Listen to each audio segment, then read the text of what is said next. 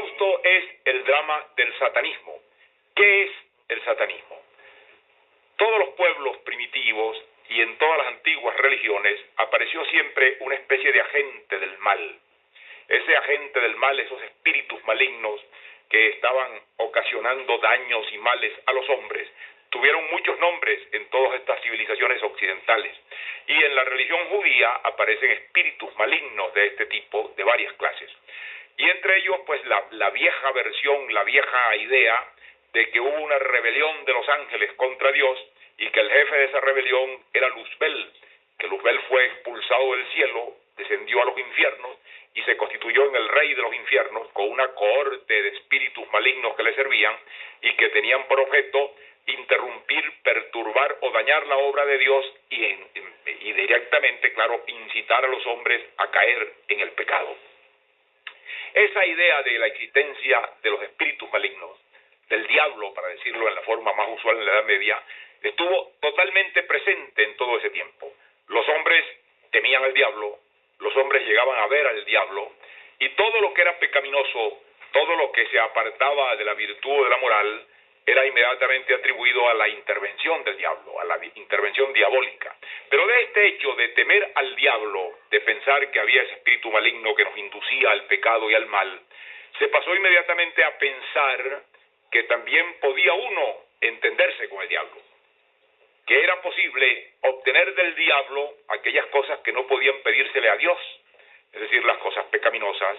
los deseos de poder, los deseos de riqueza, la lujuria contenida. Todo eso podía el hombre satisfacerlo buscando la protección o el acuerdo con el diablo. Y era evidente pues que podían pensar estas gentes que con el diablo se podía llegar a alguna forma de arreglo, claro, pagando un precio que podía ser muy elevado, que era el precio de la condenación eterna. Entonces surgió en toda la Edad Media infinitas leyendas de seres que hicieron pactos con el diablo, que hicieron acuerdos con el diablo para recibir en retribución riqueza, poder, extraordinaria atracción frente a las mujeres, de tal modo que con mucha frecuencia estos hombres que llegaban a tener inesperadamente un gran poder o una gran riqueza, o que llevaban una vida de lujo increíble, se pensaba o se decía, y las gentes populares lo comentaban, que no eran sino gentes que habían hecho un pacto con el diablo. Claro, ese pacto con el diablo tenía también sus agentes. En toda la Edad Media y aún hasta los tiempos modernos había los magos y los brujos. Los magos eran de muchas clases. Había los magos que podíamos llamar aceptados o benéficos, que era la magia blanca, y había los magos malignos o los magos peligrosos o los magos diabólicos, que eran los de la magia negra, los de la necromancia. Y esos magos de la magia negra eran los agentes del diablo, eran gente que podían invocar al diablo, lo invocaban por medio de fórmulas mágicas, lo hacían venir, lo hacían descender, entraban en contacto con él y podían proponerle pactos, podían proponerle negocios, para decirlo en un término mucho más moderno y fácil de entender. Esa leyenda pues del diablo como personero del mal y con quien se podía llegar a hacer un pacto para satisfacer ciertos instintos irracionales del hombre, para obtener la juventud cuando ya estaba perdida, para obtener la riqueza de un modo mágico, para obtener el poder, para obtener todo lo que el hombre considera instintivamente deseable aunque esté más allá de su razón, era el diablo el agente fundamental en quienes pensaban recurrir, esta gente simples y primitivas que buscaban alguna forma sobrenatural de satisfacer sus ambiciones. Y esa es la tesis o la leyenda que va a recoger el joven Goethe hace 200 años cuando empieza a escribir las primeras escenas de la primera versión del Fausto. Claro que no es él el primero que toma a Fausto. Fausto era una leyenda, no solamente había habido pues la leyenda de Fausto, sino que antes de Fausto en toda la Edad Media hubo leyendas de pactos con el diablo. Y algunos grandes escritores, algunos grandes poetas tomaron esta leyenda por la riqueza que contiene, porque claro, es una manera de presentar al hombre en contacto con su parte oscura e irracional, e hicieron grandes obras de teatro. En el siglo XVI, uno de los grandes autores de la época elizabetana del teatro inglés, el poeta Marlowe, escribió un drama muy hermoso que se llama precisamente El Doctor Faustus. Y ese drama pinta la historia de un doctor Faustus que hace un pacto con el diablo y ese pacto le devuelve la juventud, le da el poder, le da la riqueza y finalmente termina condenándose y perdiéndose y bajando a los infiernos. Y uno de los más grandes dramaturgos españoles, Calderón de la Barca, escribió en el siglo XVII un drama, un bellísimo drama que se llama El Mágico Prodigioso, que es una especie de Fausto. Claro, no nombra a Fausto, el mago de él se llama Cipriano, pero es más o menos la misma historia de un pacto con Satán, de un pacto demoníaco y diabólico. Parece que existió un doctor Fausto, parece que existió el personaje, debió existir en la época de la Reforma Protestante,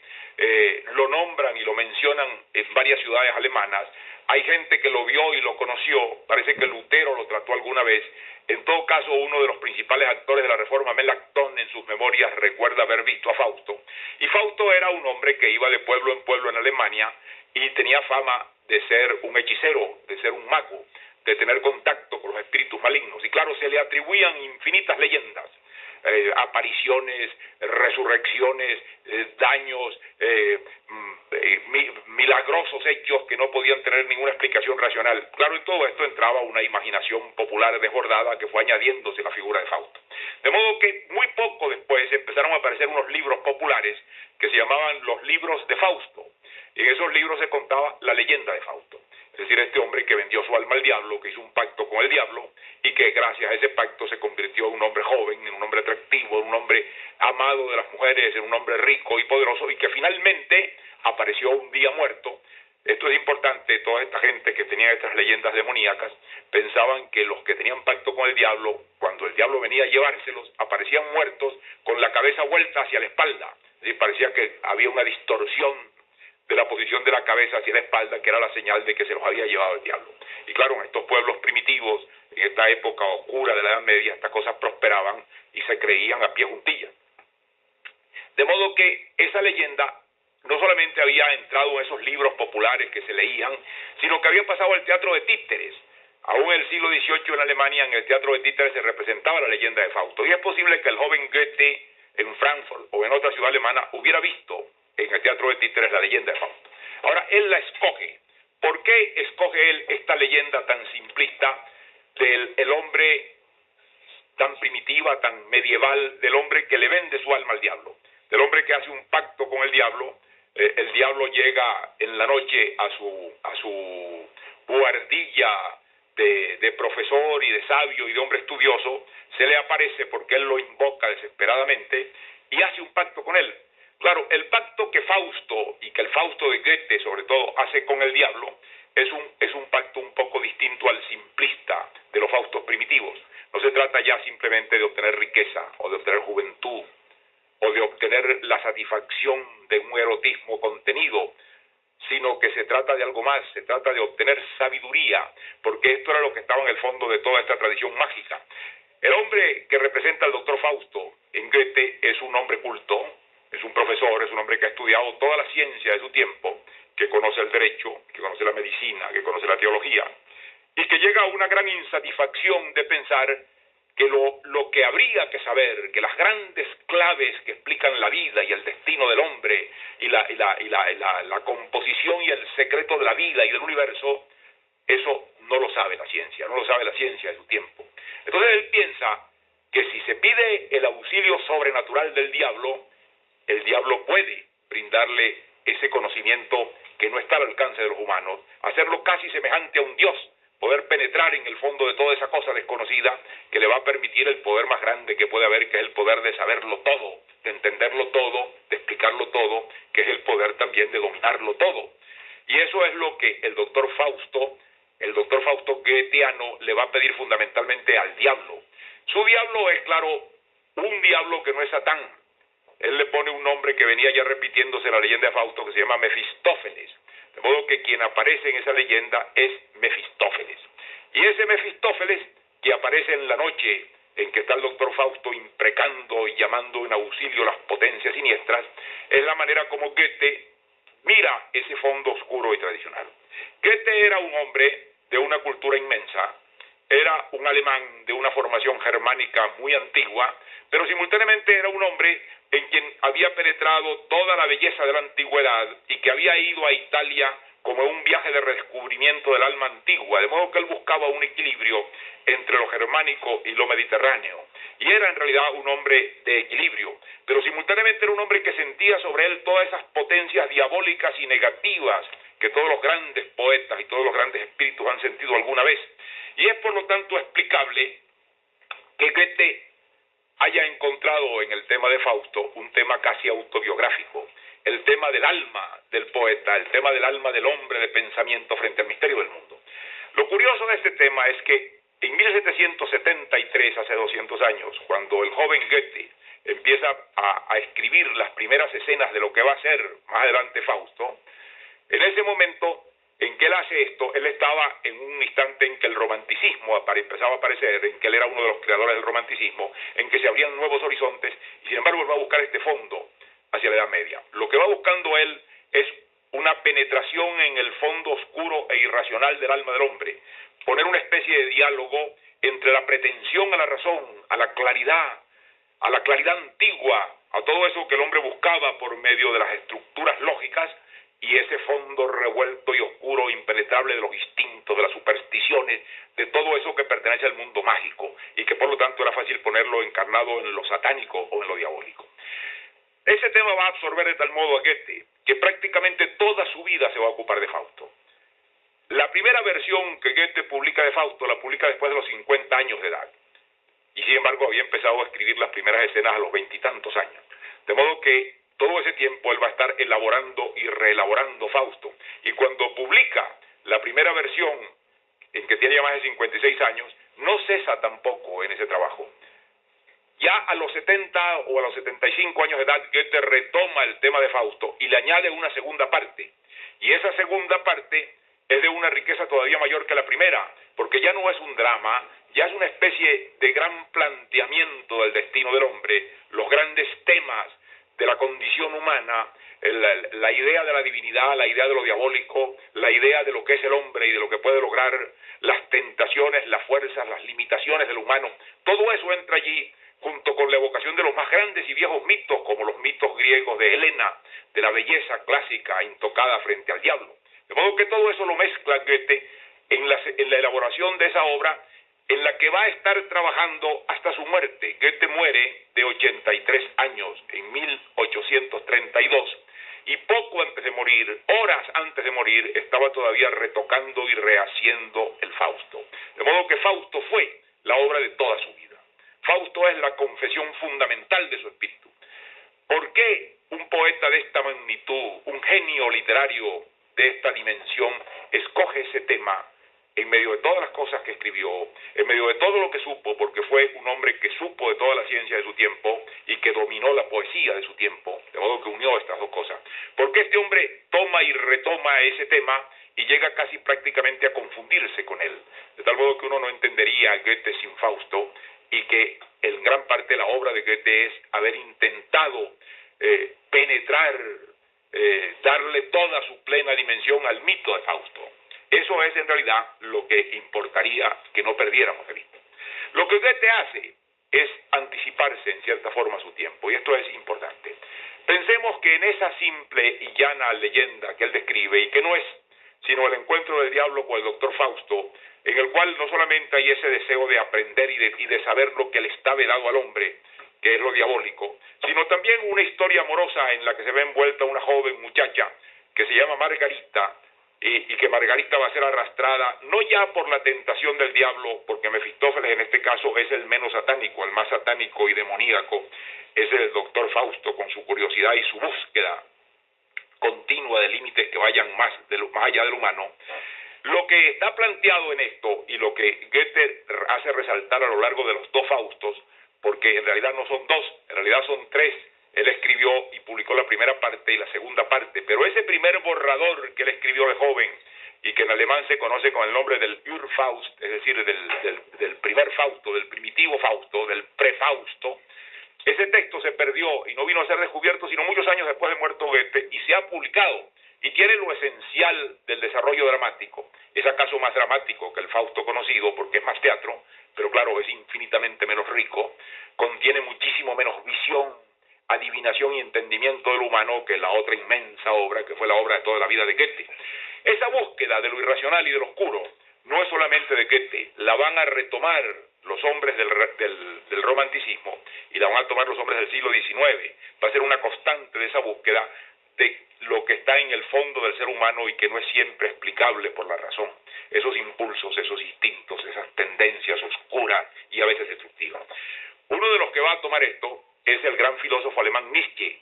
que precisamente en el siglo XIX, siendo gran lector de Goethe,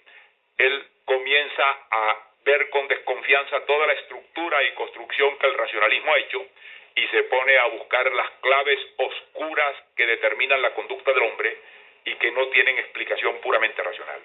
Él va a hablar no de lo fáustico o de lo faustiano, él va a hablar de lo dionisíaco. Él va a ir a Grecia a buscar los símbolos de esto y los va a encontrar en la antiposición de dos mitos, el mito de lo apolíneo, es decir, de lo que pertenece a Apolo, que es el dios del sol y de la claridad, y el mito de Dioniso, que es el dios de la borrachera, de lo nocturno, de lo instintivo. Y entonces, claro, él va a reivindicar lo dionisíaco como fuente verdadera del arte y de la poesía. La poesía pertenece a lo dionisíaco para Nietzsche, y el don de creación y de adivinación del hombre está allí. Pero eso no va a quedar solamente en esta penetración que va a hacer Nietzsche. A principios de nuestro siglo, un médico, un psicólogo austríaco, el doctor Freud, va a hacer la más audaz y profunda penetración en el subconsciente del hombre y va a encontrar toda la inmensa maraña de motivaciones subconscientes o irracionales que determinan la conducta del hombre, que es en el fondo buscar el diablo en el hombre, buscar todo lo que de satánico y de irracional y de enemigo de la luz y de la explicación está dentro del espíritu de cada ser humano, que es el gran aporte que le hace a la psicología moderna Freud. De modo que Freud, en cierto modo, hace una empresa fáustica. Y años más tarde, después de la Primera Guerra Mundial, cuando la gran catástrofe que sufre Alemania y su destrucción, hay un hombre que se asoma a explicar qué ha pasado y entender lo que ha pasado, y ese hombre es un filósofo de la historia que se llama Spengler, y Spengler recurre a Goethe también, y entonces de Goethe quiere sacar una explicación, y esa explicación es esta, es decir, que el alma de Occidente, el espíritu del mundo occidental, es un espíritu fáustico, es decir, es un espíritu que quiere sobrepasarse a sí mismo, ir más allá de sus límites, buscar lo que acaso sea inalcanzable para el hombre, y por eso le llama el hombre fáustico, es decir, el hombre que está en la situación simbólica y mítica del doctor Fausto y explica esa tragedia. Y cuando termina la Segunda Guerra Mundial y Alemania vuelve a caer en un espantoso drama, otro gran escritor alemán, Thomas Mann, quiere buscar o hacer un buceo dentro del alma y de la condición, que era lo que los hombres de la antigüedad llamaban el diablo, que era lo que llamaban lo satánico. De modo que Goethe lo que hace con esto es haber hecho un gran buceo, un gran descubrimiento, un gran planteamiento de la condición del hombre y de la oscuridad dentro de la cual la mente humana crea, alumbra, tropieza y camina. Esta es la importancia que tiene una obra de esta clase. Y esta es la importancia que tiene recordar a estas alturas que hace 200 años un joven alemán escogió al diablo como tema de un gran poema, probablemente del último de los grandes poemas que el alma occidental ha conocido. No porque él iba a revivir mitos medievales, ni porque iba a contar una historia de aparecidos y de condenados, de eso estaba lleno la Edad Media, sino porque a esa visión infernal, a esa visión de destrucción y de muerte, a esa visión diabólica en el real sentido de la palabra, en que el hombre abandona los seguros límites de su capacidad y se interna en esos caminos oscuros y llenos de peligros y de avatares y de aventuras, en ese camino el hombre estaba entrando en una nueva dimensión y estaba entrando en un nuevo tiempo. Estaba entrando, el hombre que iba a venir iba a ser un hombre fáustico. De modo que Goethe lo que nos cuenta no es una historieta del diablo, lo que nos hace es el primer retrato del alma occidental, un retrato que todavía no ha sido sobrepasado y que está contenido en ese gran poema central del mundo de Occidente y de la mente y del destino del hombre de Occidente, que se llama Fausto, y al cual Goethe estuvo adherido como a su propia imagen, como a su propio espejo, por casi 60 años de su vida, desde que como un joven empezó a gozar las primeras escenas, apenas salido de la adolescencia, hasta que en vísperas de su muerte octogenario todavía hacía retoques y cambiaba palabras y buscaba la perfección mayor en lo que quería expresar de aquel mundo oscuro. Muchas gracias.